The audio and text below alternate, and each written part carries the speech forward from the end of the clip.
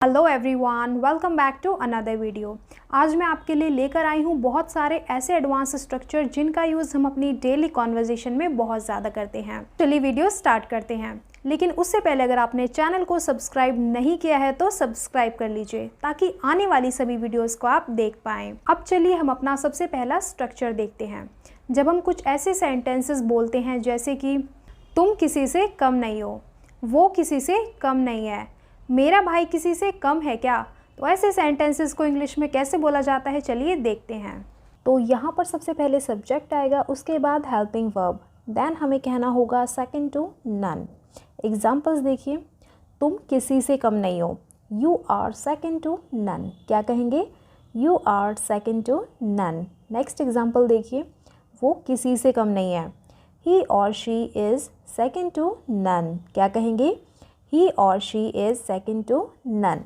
Next example देखिए, मेरा भाई किसी से कम है क्या, my brother is second to none, my brother is second to none.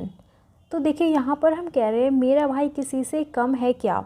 यहाँ पे हमारा बोलने का सेंस वही आ रहा है कि मेरा भाई किसी से कम नहीं है। इंग्लिश लैंग्वेज में क्या होता है, हमें सेंस को समझना पड़ता है, वर्ड टू वर्ड ट्रांसलेट नहीं करना होता। नेक्स्ट एग्जाम्पल देखिए, हमारा रवि किसी से कम नहीं है, और Ravi is second to none.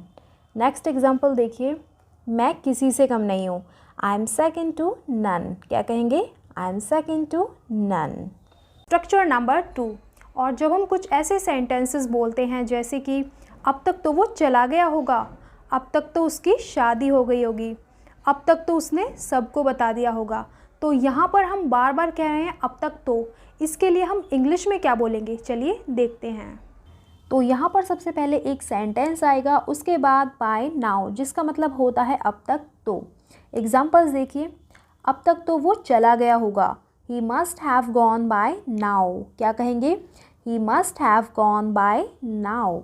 अब तक तो उसने सबको बता दिया होगा, she must have told everyone by now, she must have told everyone by now. Next example देखिए, अब तक तो उसकी शादी हो गई होगी, he or she must have got married by now. अब तक तो उसने खाना खा लिया होगा, she must have taken food by now. अब तक तो वे मुंबई पहुंच गए होंगे, they must have arrived Mumbai by now. और हमारा लास्ट सेंटेंस है, अब तक तो उसने सारा काम कर लिया होगा, she must have done all the work by now. 3, और बहुत बार हम कुछ ऐसे सेंटेंसेस भी बोलते हैं जैसे कि तुम्हारा गुस्सा जायज़ है, जायज़ बात बोलो, देखो ये जायज़ नहीं है, तो ऐसे सेंटेंसेस को इंग्लिश में कैसे बोला जाता है चलिए देखते हैं। तो रूल में यहाँ सबसे पहले सब्जेक्ट आएगा, उसके बाद हेल्पिंग वर्ब, देन हमें कहना होगा जस्टिफाइड। एग्जाम्पल्स देखिए, तुम्हारा गुस्सा जायज़ है, योर एंगर इज़ जस्टिफाइड, देखो ये जायज़ नहीं है, से this is not justified. Next example देखिए, मुझे नहीं लगता ये जायज़ है, I don't think this is justified, उसकी नाराज़गी जायज़ है, हर एंगर इज़ जस्टिफाइड। और हमारा आज का लास्ट सेंटेंस है, आप जायज़ बात नहीं कर रहे हो, your point of view is not justified, क्या कहेंगे, your point of view is not justified. यहाँ पर भी देखिए हमारा कहने का मतलब यही है कि जो बात आप कह रहे हैं, जो आपका पॉइंट है वो सही नहीं है, तो इसीलिए हमने यहाँ पे पॉइंट ऑफ व्यू का यूज़ किया। और बहुत बार हम सब अपनी डेली कॉन्वर्जेशन में ये सेंटेंसेस भी बोलते हैं जैसे कि क्या इसीलिए तुमने ये किया, क्या इसीलिए वो यहाँ आती थी, या फिर क्या सिर्फ इसीलिए तुमने ये सारा ड्रामा किया। तो यहाँ पर हम बार बार कह रहे हैं क्या इसीलिए, लेकिन इसको इंग्लिश में कैसे बोला जाता है चलिए देखते हैं। तो यहाँ पे हमें सबसे पहले कहना होगा इज़ दिस वाई, जिसका मतलब होता है क्या इसीलिए, उसके बाद सिंपली हमारा सेंटेंस आ जाएगा।